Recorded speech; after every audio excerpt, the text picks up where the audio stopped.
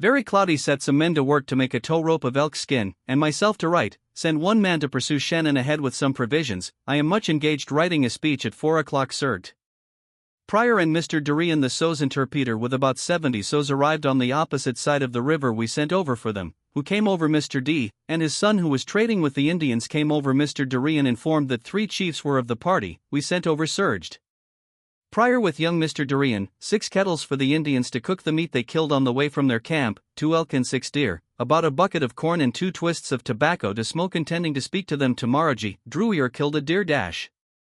Serged.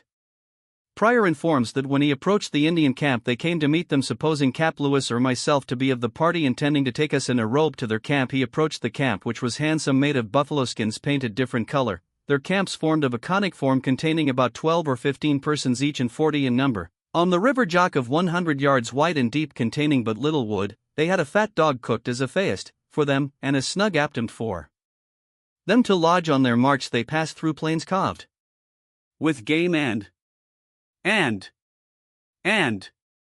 some rain last night and this morning, sent on Coulter with provisions in pursuit of Shannon, had a tow rope made of elk skin. I am much engaged rewriting at 4 o'clock p.m. serged.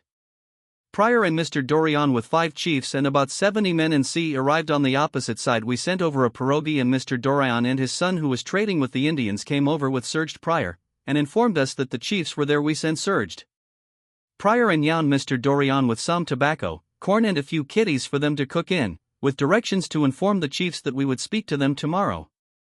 Those Indians brought with them for their own use 2 elk and 6 deer which the young men killed on the way from their camp 12 miles distant. Surged. Pryor informs me that when came near the Indian camp they were met by men with a buffalo robe to carry them. Mr. Dorian informed they were not the owners of the boats and did not wish to be carried. The Sioux camps are handsome of a conic form covered with buffalo robes painted different colors and all compact and handsomely arranged, covered all round an open part in the center for the fire. With buffalo robes each lodg has a place for cooking detached. The lodges contain 10 to 15 persons.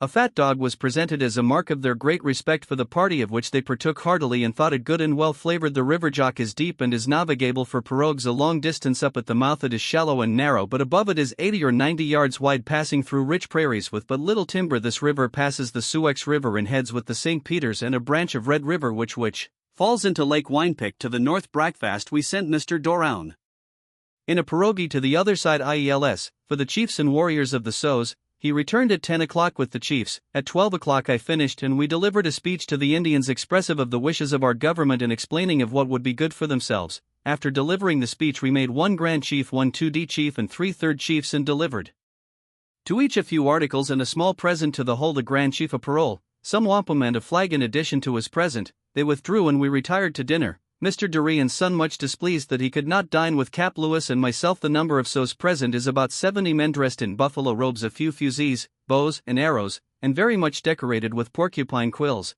A society of which only 4 remains is present. This society has made a vow never to give back lead. What will happen? Out of 22 only 4 remains. Those are stout likely men who stay by themselves, fond of mirth and assume a degree of superiority. The air gun astonished them very much. After night a circle was formed around 3 fires and those Indians danced until late. The chiefs looked on with great dignity, much pleased with what they had. We retired late and went to bed.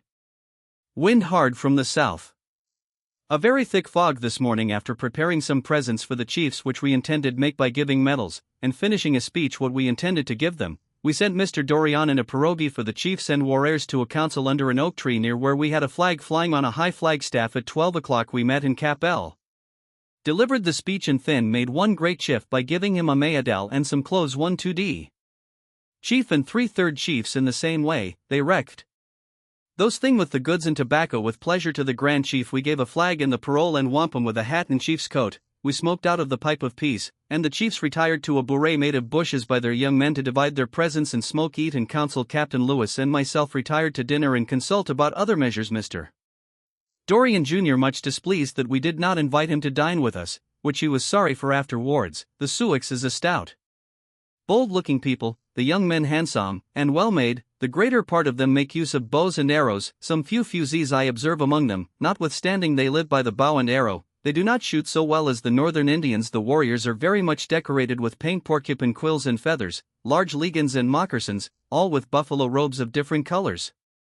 The squaws wore petticoats and in a white buffalo robes with the black hair turned back over their necks and shoulders. I will here remark a society which I had never before this day heard was in any nation of Indians, four of which is at this time present, and all who remain of this band. Those who become members of this society must be brave, active young men who take a vow never to give back, let the danger be what it may. In war parties they always go forward without screening themselves behind trees or anything else. To this vow they strictly adhere during their lives. An instant which happened not long since, on a party in crossing the Armasauri on the ice, a hole was in the ice immediately in their course which might easily have been avoided by going around. The foremost man went on and was lost. The others were dragged around by the party in a battle with the Crow Indians who inhabit the Col Noir or Black Mountain. Out of 22 of this society 18 was killed, the remaining 4 was dragged off by their party. Those men are likely fellows that sit together, camp and dance together. This society is in imitation of the societies of the Decurbo or Crow Indians from whom they imitate.